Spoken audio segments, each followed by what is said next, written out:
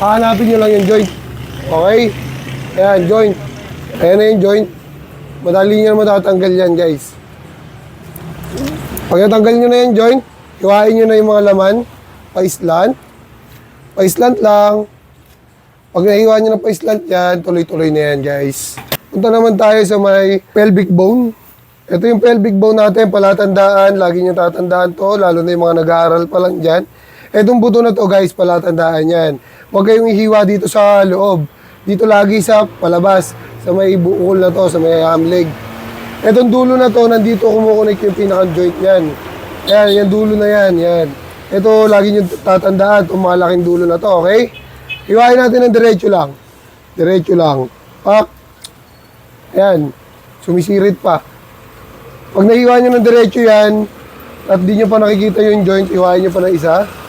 Pak, ayun na, nakita na natin yung joint.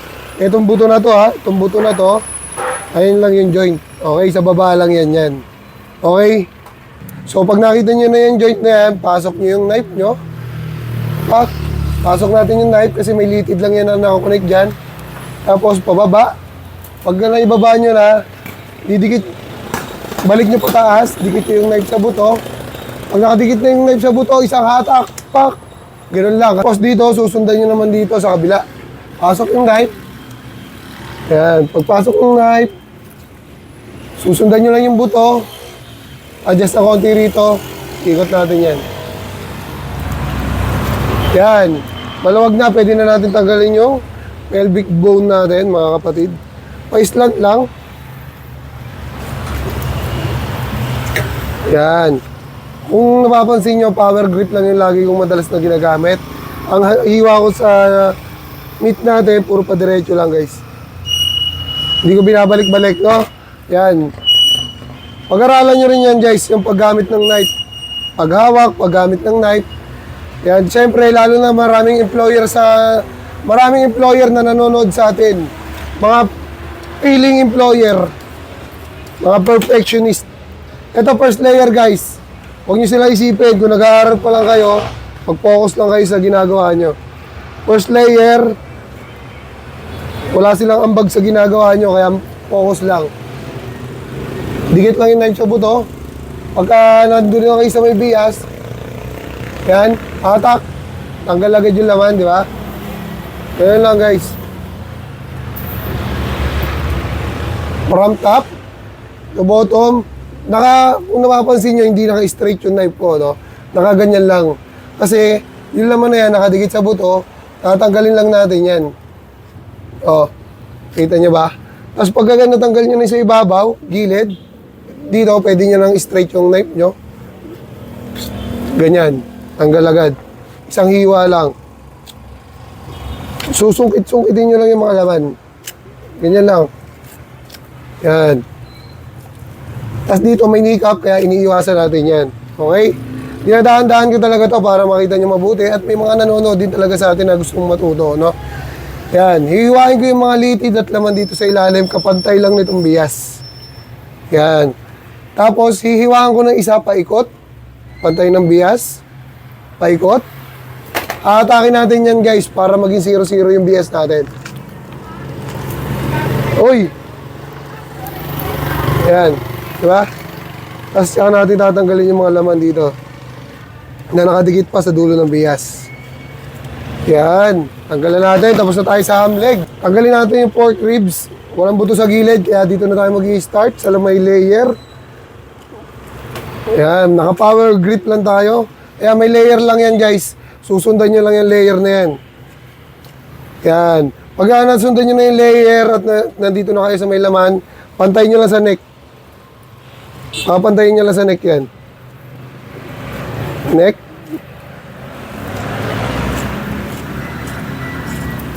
Tanggalin natin yung pork ribs. So, exciting part tayo ngayon. Tanggalin natin itong mga taba. Ayan. Pag natanggal nyo yung mga taba na yan, makikita nyo dyan yung palatandaan ng exciting part natin. Ito na. Ito yung shoulder blade. Ayan, dito marami talaga nahihirapan dito, no? Pero ito, tuturo ko mas madali. Ito yung layer. Sa ibabaw niyan, matatanggal nyo agad yung duktungan yan. Tanggal na agad natin. Power grip, guys. Masterin nyo yan. Tulad ng gamit kong knife, master grip. Tanggalin natin yung mga litid sa ibabaw ng shoulder blade. Itong technique na to, makakatulong talaga sa inyo to. Yan, natanggal ko na yung mga litid, tsaka laman sa ibabaw. Pag natanggal nyo na yan, guys, iwaan nyo lang na isa dito sa ibabaw. Guhit lang, guhit. Pag naguhitan nyo yan, angat nyo yung mga soft tissue. Yan, sana nakikita nyo no, sa video. At yung mga nanonood sa atin kasi kita-kita naman nila yan. Naangat ko na yung soft tissue. Pag naangat mo na yan at naramdaman mo na, hindi mo na kailangan angat lahat yan. Hiwain mo na agad yung layer na to. Yan. Pag nahiwa mo yung layer na yan, tsaka mo angat. Maangat mo agad yan. Pag may nakakapit pa naman, pwede mo na mahiwain yan, syempre.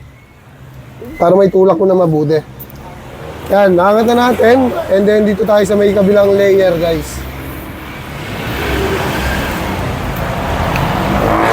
Hiwain nyo lang yung layer na yan. Tutusin niya, pwedeng hatakin talaga yan. Diba? Malinis na malinis yung shoulder blade natin. Pwede talaga hatakin yan. Lalo na kung frozen tong gamit natin. Pag hinatak mo yan, talagang isang hatakan lang yan. So itutulak ko muna para makita ko yung dulo ng shoulder blade natin. At sana nasusundan lahat ng mga nanonood sa atin, lalo yung mga baguhan dyan. Ayan.